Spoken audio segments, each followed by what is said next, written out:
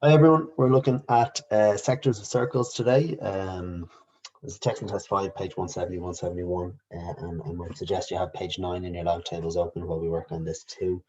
So just to give you a bit of language, the distance along here is a fraction of your circumference is called an arc. Okay, so that's an arc length that I've just shaded in there. If I was to look at an actual slice of the area of a circle, that's called a sector. Area of a sector is given. So first of all, sorry, the circle formula, if you don't know them, circumference is 2 pi r, area is pi r squared. The area of a sector then is given here, half r squared theta in look, pi r squared, the area of a circle, times what fraction of a circle am I looking at, theta over 360. So you can see here, if theta was 60 degrees, 60 over 360 is 1/6 of a circle, so it's 1/6 of the area. Same thing here, 1/6 of a circle, 1/6 of the arc length would be, say, 1/6, for example, of the circumference. That's our definition of a radian. Arc length in radians is radius times theta. So we'll look at radian examples later on. We'll start off with this one. Question 1 on page 170 asks you, a drawing of a curved flower bed is shown. The scale in the drawing is that 1 centimeter is 1 meter. Calculate correct to one decimal place the perimeter of the bed and the area of the bed. Okay, so I'm not sure why they've given the scale there, because it is a sketch that you're looking at, but anyway, so 7 centimeters that change to 7 meters, 3 centimeters to 3 meters, and that's our problem solved. So the perimeter, first of all, is going to be, well, 3 plus 3, that's the easy bit. How long is this bit? Well, what fraction of a circle am I looking at? It's 80 over 360, or 8 over 36. Common factor there of 4 is going to leave us with 2 over, yeah, sorry, 2 and 4 goes into 36 9 times, so 2/9 of a circle. So you'll say this distance here is, let's call it arc 1, is 2/9 of 2 pi r, the circumference of the circle, and that's going to be 4 pi over 9 times our radius there is 7. Okay, so 28 pi over 7. Oh, sorry, over 9.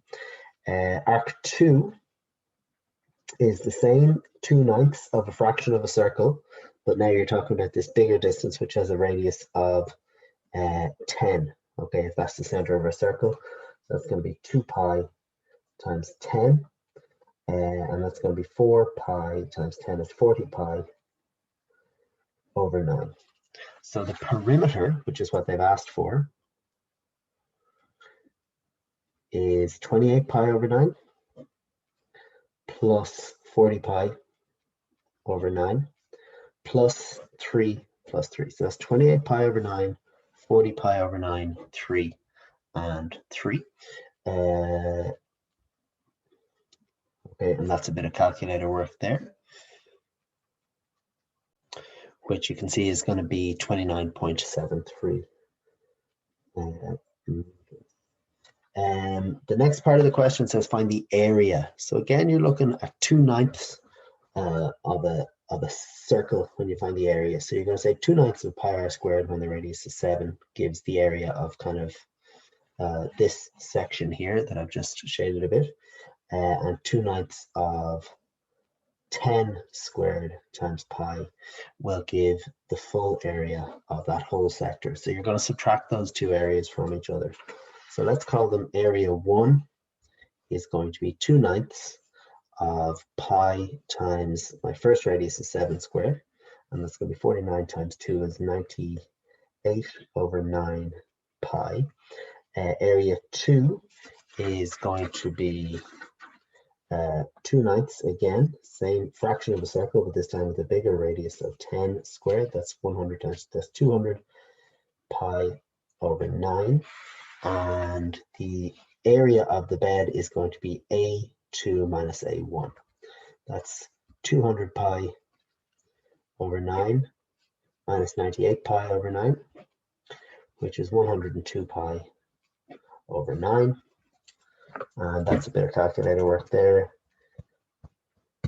11, what is that? 35.6 meters squared. Okay, so there's question 1. Okay, we'll look at question 4. Write a formula for the radius of the sector of a circle in terms of the perimeter of the sector and the angle theta radians subtended at the center. So I like this because it's got a lot of words in it that we're going to have to work out. So here's our sector of a circle. Find a formula for the radius, which is there. It's also here. In terms of the perimeter, which is the distance around the outside of the circle. So from here all the way around here, and then this curved part here back to the start again, that's our perimeter. In terms of the radius of the sector and the angle theta radians, which is subtended at the center. So that means we're subtending this angle when we look at this circle. Okay, so that's kind of the angle that we have at the center.